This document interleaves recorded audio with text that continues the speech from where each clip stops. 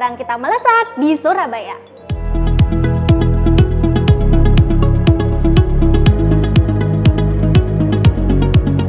Selamat datang di Melesat, melihat ISET Vokasi lebih dekat. Bersama saya, Fitriana Rahmawati sebagai host di episode kali ini.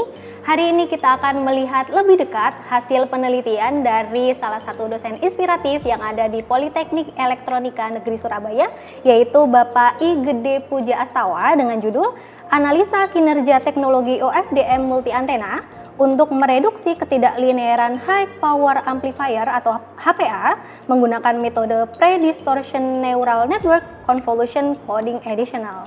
Nah, tanpa berlama lagi, di samping saya telah hadir beliau Bapak I Gede Puja Astawa. Selamat pagi Bapak. Selamat pagi. Gimana kabar pagi ini Bapak? Kabar baik. Alhamdulillah, sehat ya Pak ya? Sehat. Bapak, biar enak nih, saya manggilnya biasa dipanggil dengan sebutan apa nih? Boleh dipanggil Pak Puja. Oh iya, baik Pak Puja. Bapak, dibaca dari judul penelitian Bapak ini kan sangat teknis ya Pak, terkait teknik telekomunikasi ya Pak. Benar. Boleh dijelaskan secara umum nggak sih penelitian Bapak ini mengenai apa sih?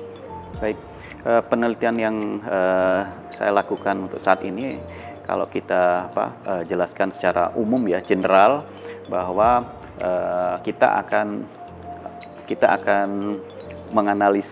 menganalisa teknologi OFDM pada sistem televisi digital ya, di mana televisi digital itu adalah merupakan sebuah teknologi yang merupakan improvement ya, dari televisi analog ya ke sistem digital. Nah, dari situ kami melakukan katakanlah riset, entah itu di bagian karakteristik ataupun performan kualitas daripada siaran yang bisa dihasilkan. Saya kira itu kalau kita ngomong lebih sederhana ya dari riset yang kami lakukan. Nah, kemudian untuk televisi digital sendiri Pak, tadi kan di Indonesia sendiri sedang menggalakkan ya untuk mengalihkan dari teknologi TV analog ke TV digital. Nah, boleh informasi nggak sih Pak, teknologi digital di Indonesia saat ini tuh perkembangannya seperti apa? Iya, televisi digital untuk saat ini memang sudah lebih baik ya timbang mungkin 5 atau 7 tahun sebelumnya ya.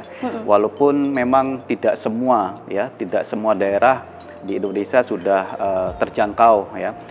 Untuk antisipasinya pemerintah juga sudah menyiapkan ya di pasaran begitu ya. Ada pilihan ya, masyarakat luas kalau masih mempergunakan televisi analog, dia harus membeli converter ya, seperti set top box ya, yang bisa dipakai ya untuk menerima siaran televisi digital dengan kualitas yang bagus ya, dengan masih mempergunakan televisi analog yang mereka miliki. Saya kira itu. Oh baik. Kemudian Pak, ide awal penelitian ini dari mana Pak? Ya, ide awal dari penelitian ini sebenarnya kita lihat bahwa di masyarakat ya, televisi digital yang mereka miliki ya untuk saat ini masih kualitas yang kurang mumpuni ya. Jadi satu saat kalau misalkan ada cuaca yang kurang baik gitu ya, deras hujan yang lumayan tinggi akan menyebabkan salah satunya adalah gangguan kualitas daripada entah itu gambar ataupun suara. Nah, itu adalah salah satunya. Kemudian juga kadang antar produk satu dengan produk lain itu tidak imbang ke kualitasnya, sehingga kami berpikir bahwa bagaimana kalau kita katakanlah kalau bisa negara kita ya, jadi bisa menciptakan begitu barang yang lebih berkualitas untuk dipakai di masyarakat. Sebenarnya ide awalnya seperti itu. Berarti sebenarnya kualitas TV digital yang ada di Indonesia itu sebenarnya belum maksimal ya Pak ya? Iya, jadi banyak produk ya yang ditawarkan di pasaran begitu, dan kita tidak bisa mengetahui produk yang paling bagus itu seperti apa, karena kalau kita bisa mengetahui atau bisa membeli dengan harga yang relatif lebih mahal, ya kualitasnya akan menjadi lebih baik ya. Seperti diketahui kalau kualitas televisi digital atau produk ya televisi digital di pasaran itu adalah lebih kompetitif ya, harganya lebih mahal, dan kualitasnya lebih baik, itu sebenarnya adalah dari sisi teknologi, salah satunya adalah terkait dengan ketidaklinearan di high power amplifier-nya ya, salah satunya. Ya, kita konsen di bidang itu ya, bagaimana katakanlah melakukan improvement ya, atau perbaikan sehingga kita bisa mengusulkan teknologi yang lebih baik lagi ya, sehingga produk yang dihasilkan tentunya kualitasnya lebih baik seperti itu. Baik. Apakah itu artinya untuk produk-produk yang sudah baik nih Pak, sudah kualitasnya bagus nih, apakah memiliki kemungkinan juga di bagian HPA-nya ada kendala tersebut, ketidaklinearan tadi Pak? Iya, bisa jadi. Mungkin dari sisi ini ya, ketahanan mungkin ya, yang sudah eksis itu, tahan berapa lama, lifetime gitu ya. Nah itu juga kita konsen di situ. Nah dengan alasan tertentu juga kita akan bermain di ketahanan daripada komponen itu. Makanya kita di riset yang saya lakukan ini, salah satunya adalah mencoba menawarkan teknologi predistortionnya itu dengan mempergunakan sistem kecerdasan buatan, dalam hal ini neural network ya, plus kombinasi dengan coding atau additional coding, convolutional code dia. Jadi itu adalah salah satu kelebihan yang akan kita dapatkan dari riset ini. Oh baik. Tadi kan Bapak menyebutkan salah satunya ketahanan ya Pak ya. Iya. Nah, ada lagi nggak Pak inovasi yang diciptakan dari teknologi ini? Salah satunya adalah selain ketahanan tadi juga dari sisi price ya tentunya ya. Kalau kita bisa produk ya atau produksi di dalam negeri, tentunya dengan jumlah yang besar tentunya kan menjadi lebih murah ya, dibandingkan dengan harga yang sudah ada saat ini. Nah Bapak, dari judul Bapak itu kan Bapak menggunakan metode predistortion. Nah boleh dijelaskan nggak sih Pak, metode ini apa sih? Iya, baik.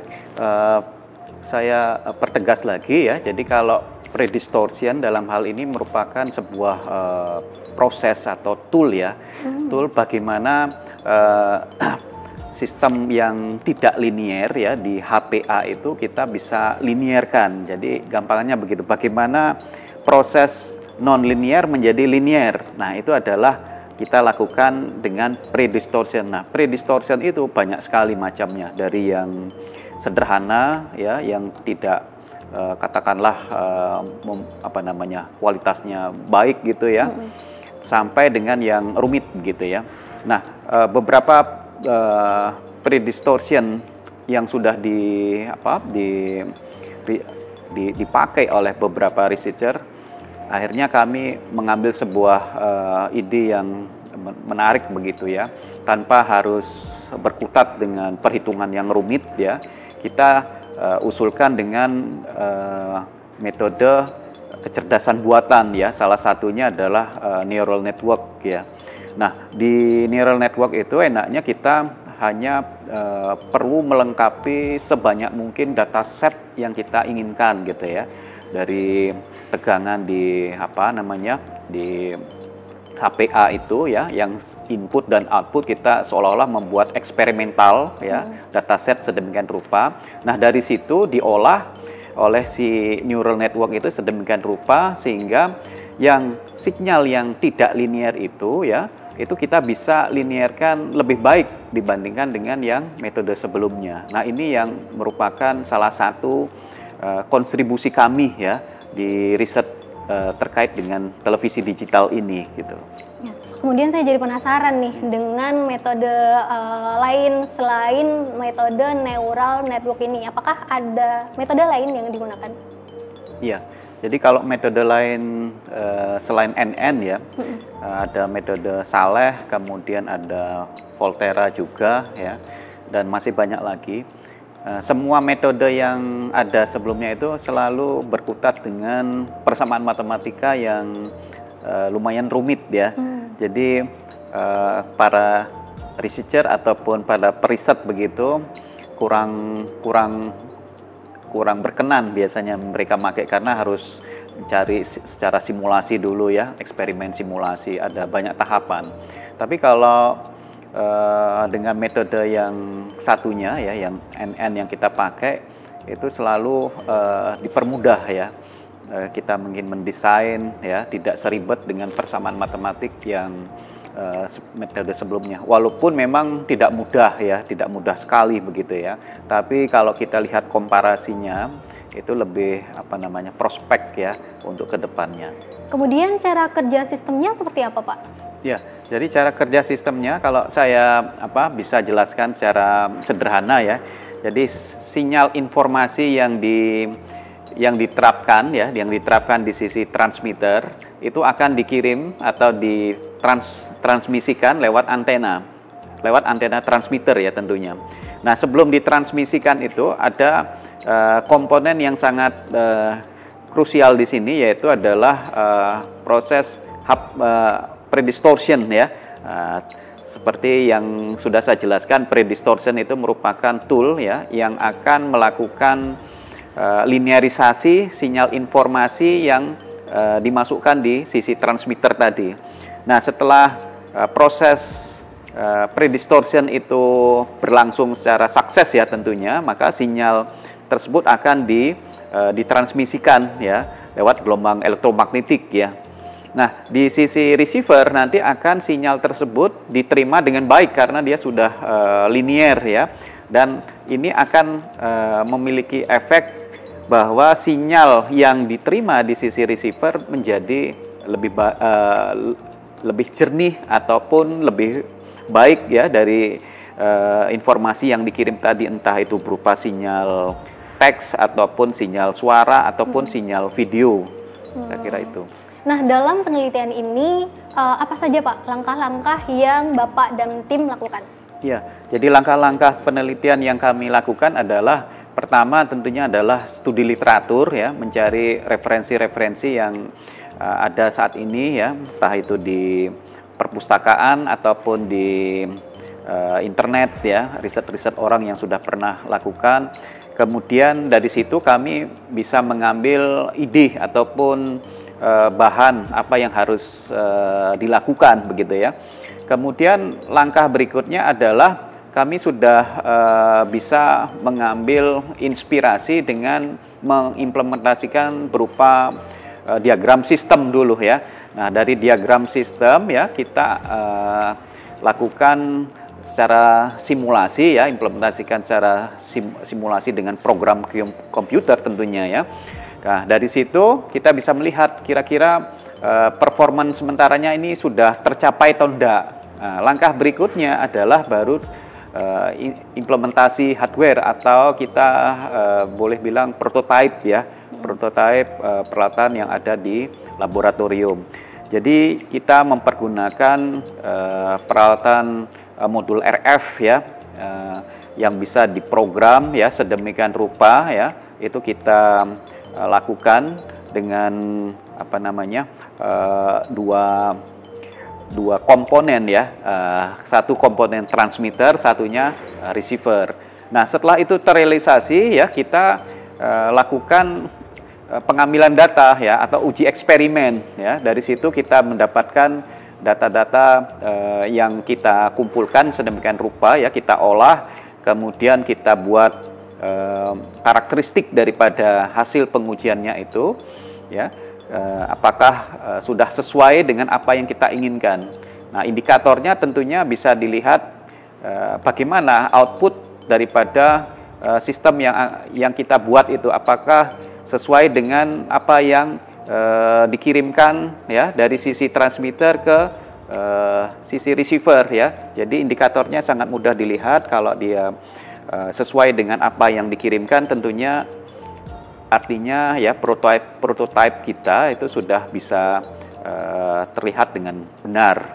Nah, langkah selanjutnya tentunya adalah membuat publikasi ya, agar riset yang kita lakukan ya itu bisa dilihat ataupun bisa dipelajari ataupun dianalisis ya oleh orang lain. Saya kira itu. Dari ketiga indikator tersebut Pak, apakah sudah tercapai? Iya, ketiga indikator tersebut sudah tercapai ya. Makanya kita membuat publikasi ya dari hasil riset yang kita lakukan itu.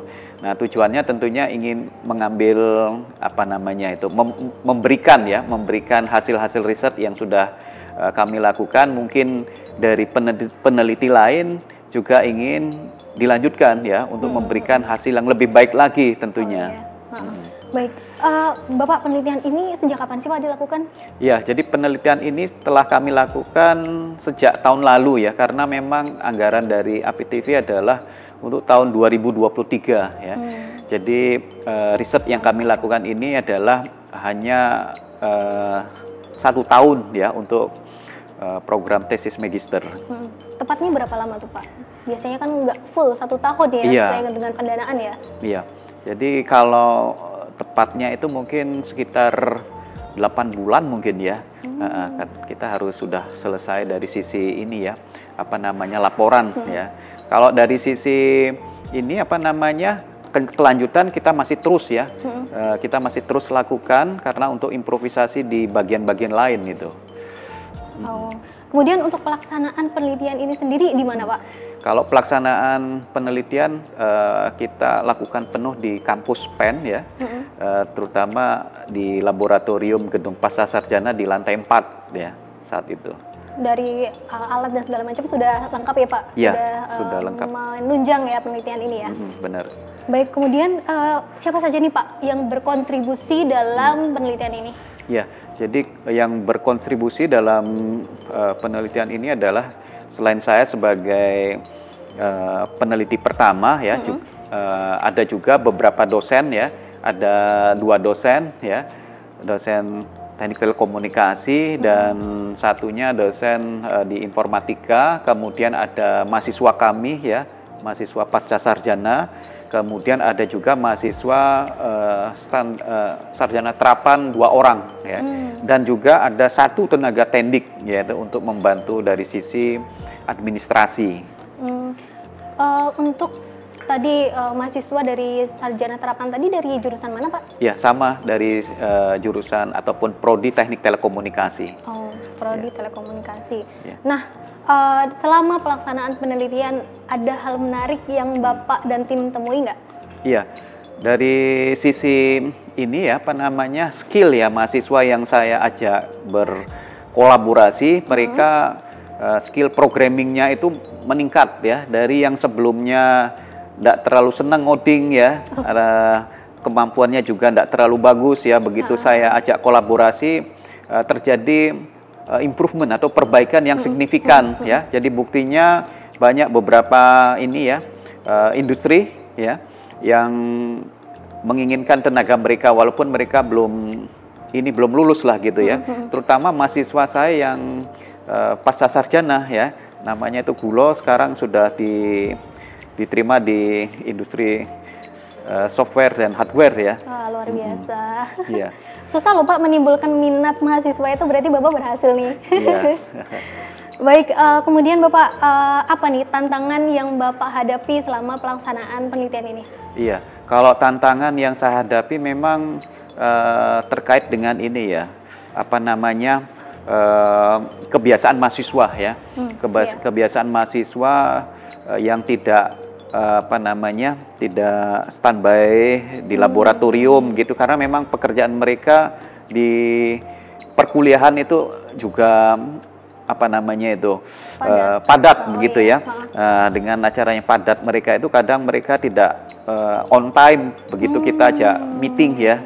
Kalau yang lain sih tidak ada masalah sih, dari sisi teknis mereka kita lengkapi dengan peralatan yang ada di laboratorium ya, walaupun tidak mewah sekali ya, tapi sudah menunjang ya riset-riset yang kita lakukan. Dari segi pelaksanaan penelitian sendiri nggak ada kendala ya Pak? Tidak ada kendala, aman-aman saja. Wah, alhamdulillah.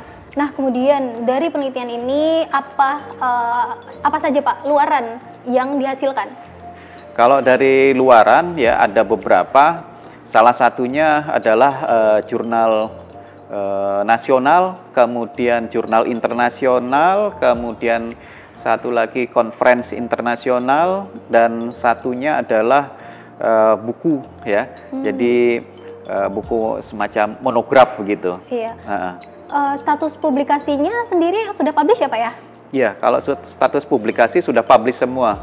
Jadi kalau saya bisa cerita sedikit ya, publikasinya itu ada jurnal nasional, kemudian ada jurnal internasional juga, itu sudah publish di Q3 malahan ya. Kemudian yang hak cipta ada satu terkait dengan pembuatan poster ya. Dan kita selenggarakan posternya itu di Pensasi ya, di kampus PEN gitu. Dan satunya lagi adalah hak paten ya, paten sederhana. Jadi lumayan banyak itu publikasinya. Karena memang mahasiswa saya yang saya ajak ini memang benar-benar dia masih muda dan energik begitu ya. Masih ini ya, masih semangat untuk menghasilkan karya Pak. Benar, ya. Luar biasa. Nah untuk patennya sudah statusnya apa Pak? Untuk paten sudah granted ya. Granted. Oke ya, karena paten sederhana ya, cepat biasanya pengurusannya Pak. Bapak, ini kan merupakan salah satu penelitian dasar ya, yang tadi Bapak juga menjelaskan bahwa ada rencana untuk pengembangan berikutnya. Nah, penelitian Bapak ini kan masih di tingkat riset dasar ya Pak ya. Ada nggak rencana tindak lanjut yang sudah Bapak dan tim rencanakan? Ya, jadi penelitian yang sudah saya lakukan ini masih menyisakan beberapa kendala yang bisa dilanjutkan ya. Salah satunya di bagian receiver ya, ada yang namanya detektor ya, detektor MIMO. Nah, saat ini saya pergunakan yang paling sederhana dulu ya, zero forcing itu. Nah, untuk penelitian berikutnya, untuk kedepannya saya akan melakukan improve ya, atau perbaikan dengan model detektor yang lebih baik lagi, yang lebih canggih kalau kita boleh dibilang ya, dan hasilnya tentunya akan lebih presisi untuk memilah sinyal informasi yang diterima. Dan itu namanya, kalau nama daripada detektornya itu adalah VBLAS, Vertical Belayer Space Time. Cuma masalahnya di situ adalah komputasinya yang agak berat ya. Nah, kami masih melakukan proses ini ya, pembelajaran dan analisis ya, bagaimana mengefektifkan ya komputasi yang sedemikian lamanya itu menjadi lebih sederhana, karena kedepannya sangat prospek sekali untuk diambil manfaatnya ya, saya kira itu. Untuk tahun ini sendiri sudah mulai Pak? Untuk 2024 sudah mulai, ini dalam proses perancangan desain gitu ya. Berarti tahun ini kemungkinan sudah ada hasilnya ya Pak? Iya, tahun ini saya harap sudah bisa kita selesaikan, karena juga harus melaporkan ke AVTV juga. Iya, kami tunggu ya Pak hasilnya. Iya. Nah, pertanyaan terakhir nih untuk Bapak. Bapak kan sudah berhasil mendapatkan pendanaan dari program penelitian dan pengabdian kepada masyarakat, skema penelitian tesis magister. Ada nggak Pak kesan dan harapan Bapak terhadap program ini?